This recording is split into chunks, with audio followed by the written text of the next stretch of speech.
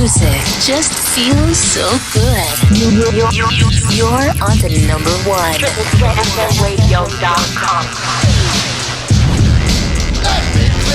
As you guys can see, this is Miranda Writes. She's out of New York. She's a rapper, lyricist, nasty. Just her stuff is so nasty. We met through a mutual DJ friend, and we've been able to kind of rock ever since. I've interviewed you before, but we're talking about Too Grown today. Talking about Too Grown. So, give me the mindset. What was the thought process of the writing of Too Grown? So, Too Grown was inspired by a few different individuals, actually. So a lot of people probably think it's just about one person, but it was actually a combination of people that I no longer communicate with. But it was really more so just a vibe. I think sometimes people get offended when you feel like certain people and places don't no longer serve you. And that song, the inspiration, is just all about just letting go of people that no longer fit where I'm at. Things happen, right? Like nothing's perfect, but at the same time, like respect is a core principle. And Too Grown was just all about letting that frustration out from that situation. But I also wanted it to be an anthem of actually feeling good about letting go of things that no longer fit your life anymore. All right, now I know a lot of people out there that have ghostwriters, but Miranda writes her own stuff, top to bottom. Okay, so let's talk about the production. Who'd you collab with for this project? So Too Grown is produced by Kuari Beats. He's super, super talented. He was the same producer that did Acting Different. So I feel like some people had reached out. They really actually said, oh, it has like that same kind of vibe. So shout out to Kuari. He's super talented. All right. So the video to this, let's talk about it. It's a little feisty. Let's talk about it. It's kind of feisty. Well, I mean, now, so if you guys have seen the flyer for this, she's got the leopard jacket on, and she's looking feisty. She's looking like she's about to tear somebody up. You know what I'm saying? So if you think that was feisty, the video itself, I mean, the leather, the black, I mean, it just. So explain first of all, how'd you come up with the idea for it? If it wasn't you, who came up with the idea? And then, like, how did they explain that to you? You were like, yeah, I want to do that. So I get very extra with my music videos, you guys. I have been denied many things, and I always want fire. Like, there was like one song, I'm like, I need a bunch of snakes. And I'm like, they're like, no, you can't have snakes, you can't have fire, like, you can't have, like, exotic animals. And I'm like, yeah, but I want people to physically see all the snakes that I got rid of in my life. So anyway, I couldn't get snakes or anything like that. So I decided I kind of wanted to go for, like, a sexy yet fierce vibe. So that's why the outfits are very different. But I kind of wanted just something simplistic. I feel like the song speaks for itself. So we found an awesome studio. We shot it in the city. And everything just kind of flowed apart. I felt like Too Grown has like that hard, like hitting vibe. So I definitely wanted like all the color tones to be dark. That's why like the backgrounds are black.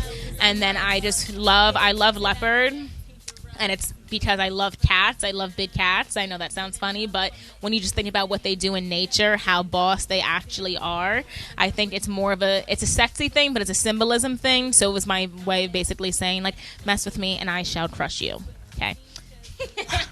I mean, I shall crush you. I mean, that's what it is. You know what I'm saying? So, right, is this Too Grown part of a bigger project, an EP? Is it part of an album that you're getting ready to do? Is it just a single, just to kind of give the people just a little bit, just a tiny bit, little crumbles here, and so that they keep following you? So what do you got planned for this, for this song going forward? Like, so it's definitely part of a single project. I've been thinking long and hard about whether or not I want to come out with an album. I think albums are very time consuming because when you make an album, there's just so many moving parts in time. So right now the main plan is just to keep releasing singles. That way I can get more music out more consistently, and that way you guys don't have to wait as long for the music. And then my goal is really just, while I continue to release singles, also still work on my album. So Okay. So do we have an album somewhere? Is it being produced? Like, are you in the works? Like, is it, you have anything? Like, listen, if y'all don't know me, if you don't know me, I like exclusives, okay? She's worked with me before. I like exclusives. I like, give me something that nobody else have, because you know what? You're on Triple Threat. You're on TikTok. You're on Instagram. You're on Facebook. Give the people, not even me, give the people something. Give them some information, something exclusive that only the people that are listening right now will be like, what? But I don't have any of the songs with me. You don't have to sing it. Just a name of a song, any collaborations, you know. I actually have 2 songs getting ready to drop. So the first single that is going to be coming out, the next track, I'm not going to lie, you guys, it's really crazy. I really tried to push my pen on this one. It's called Gravity. That should be coming out within the next few weeks. And then after that, in April, I'm going to be dropping another single called Finna Yet, which is like a crazy party anthem, because I want that song to be when everybody leaves the house after COVID, they just go wild. So Gravity and Finna Yet are dropping. We got soon. Gravity right now. I was playing. All right, so 2020 was, to say the least, a little crazy. All right, something we're not used to. How did you get through it? How did you keep, like, honestly, how did you stay sane? How did you stay relevant on social media? Like, what kind of things did you do to kind of stay ready? Because, listen, things are starting, especially in New York, things are starting to open up. People are getting ready. I know the DJs were all like, yo, let's go. So for you as an artist, what did you do last year, 2020, to stay practiced, stay rehearsed, to stay sane? Like, what kind of stuff did you do personally? So I think the main thing was I actually had to kind of shift my mentality entirely, because prior to the pandemic, I was so used to performing that shows were very much my focus for a long time. So I feel like when everything with COVID happened, I just really didn't know what to do at first, because it was just crazy, and it was kind of like more of like an emotional roller coaster, because like you go from living your life to being stuck in the house. And then I started to shift my mentality. I'm like, okay, well, how do I make the best of the circumstance? And I would say it was 2 things. So 1, just creating as much music as possible, because that makes me happy. And then 2, really connecting with all of you guys that are tuned in right now more. I feel like I was able to go live more and figure out like what you guys like, get more personal with the people that support me. So just connecting more, being more active on social media. I know, ironically enough, I really don't like social media that much, to be honest with you. I really don't. I'm appreciative of it because I get to connect with all of you incredible people. But from a consciousness standpoint, I think it can kind of derail us a little bit. So I think it's important to disconnect to reconnect. But creating, connecting, and just, you have to make the best of it. You have to make the best of it. Stay positive. All right, stay positive. Definitely assess the situation, assess where you're at, all that good stuff. So, all right, so right now we're playing Creatures Are Free. Which is my Halloween song. I'm not that creepy every day, I promise. So, but we're just, so, like when it comes to making, because we played Heard About Me right before that. We're playing Creatures Are Free right now. When it comes to you writing a song, now when I used to rap, I used to have I know what I wanted to rap about, and then it depended on the beat. I would get a beat, and then I would flow from there. How's your writing process? Do you write down pages of what you want to do, and then kind of adapt that to the music, or is it vice versa? Like, how's your thought? How's the whole process when it comes to writing music for you? So it usually depends. So there's usually 2 different writing kind of styles that I do. So the first one, same thing. Like I always say, like the instrumental, that's why production is so important. So shout out to all the amazing producers that exist in the world. But I always say, like, they're the ones that give me that blank canvas, and then I usually write based upon whatever I'm feeling from that beat.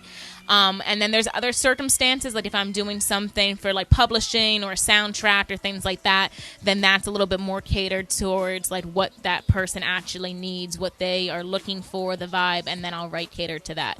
But usually I just go off the vibe, and then if it's for an actual project for somebody else or writing for somebody else, then I'll go based upon what they want. All right, so we were talking earlier. We were going over some stuff, and like I said, me and Miranda are friends, so we're kind of going over some stuff. And I don't know, maybe about 3 weeks to a month ago, one of my friends on Facebook put a call out there, was asking for any female rappers. Anybody know any female rappers? Okay, now I was like, of course I know a female rapper. So I reached out to Miranda, and I reached out to her, and they were able to hook up. And so I know obviously you can't give up a lot of information about that project, but what you can give out, let them know about it. So, I mean, he definitely spoke about it on Triple Threat, so I kind of know my boundaries. But shout outs to Angel from TKA, who's incredible. I'm sure you guys know exactly who TKA is. We have been working on music together. I'm actually really excited about the music we're working on. It's definitely different. The vibe is different. And I feel like it's just, like, I love tracks that push my pen. And I feel like the music that we're doing, that they do that, it just has a different vibe, and I'm really excited about all the collabs we're working on. All right. What do we? Oh, okay. All right. So things open up. New York opens up, right? You're able to go everywhere you want, do whatever you want. What is the first thing Miranda Writes is gonna do? A show. Okay, a show. All right, a show. But like, not even having to do with music. Let's get off the music for a second. We know as soon as they open the doors, you're going to be out there performing. She's going to be everywhere. What's the first thing Miranda Writes wants to do, just in general? A trip. Where you want to go? A trip. Okay, trip. Somewhere toasty. I want to go. Toasty. I want to go somewhere toasty. Anybody in the comments got a destination for her to go to? She wants to go somewhere toasty. I want to go. So I like going places that I find very relaxing. And toasty places definitely tend to be relaxing. So I would love to go to an island, but also too, I mean, I would like to get like a nice snowboarding trip in, because I haven't been able to do so with all the COVID restrictions. So you got to take this, and then you have to quarantine. So definitely maybe an island vacation, and then a snowboarding vacation would be nice. I like it. And then if I can really go anywhere, then I don't know, just put me in like a hut somewhere for like 5 months. Tahiti. Yeah, just Bahamas. like. No, well, I've been to the Bahamas. Hawaii would be nice. Yeah, okay. Yeah, Hawaii. I really want to go to Jamaica. There you go. I really want to go to Jamaica, so maybe that'll be my first trip. Okay, all right. Now, you just talked about snowboarding. Now, you're part of something, right? Yes, I am. Let them know. I kind of am. Yeah, I kind of am, you guys. It's pretty cool. No, but so I am now a ambassador for Burton Snowboards, which is the largest snowboarding company in the world. So that's pretty crazy. They're kind of big. Yeah. So it's kind of a big deal, but I'm kind of worldwide. Just a little bit worldwide everywhere. But I'm just so thankful. I'm just so thankful. It, like a little background, and actually started because I work with the Chill Foundation, and I know you guys hear me plug them a lot, but it is Burton Snowboards, a nonprofit, and the whole goal is to help youth overcome their challenges through board sports. So I started working with the NYC youth, and then one thing kind of led to another. I performed at the Burton US Open, and now I'm one of the Burton ambassadors, so it's pretty cool. I'm really thankful. It is pretty cool. Now, did you know how to snowboard before you got into all that? Like, were you good at it? And then they were like, yo, you were pretty good, let's bring you on. Or were you kind of like whack? you whack, and then like you got professional help? Like, was it? No, I've been snowboarding for 10 years. Okay, all right. So I would say I'm, pretty not whack. Pretty decent. All right. But yeah, no, snowboarding is one of my favorite hobbies. So it was actually something that aligned, and that's why I actually wanted to be part of Chill, was because we work with the kids and we teach them how to snowboard, but then I felt like I could bring something different, like musically, to the foundation. So yeah, I've been snowboarding for a very long time. So the Chill Foundation, The Chill Foundation is the foundation that she works at. So give them the website, all that good stuff. Yes, so if you guys want to check out the Chill Foundation, www.chill.org.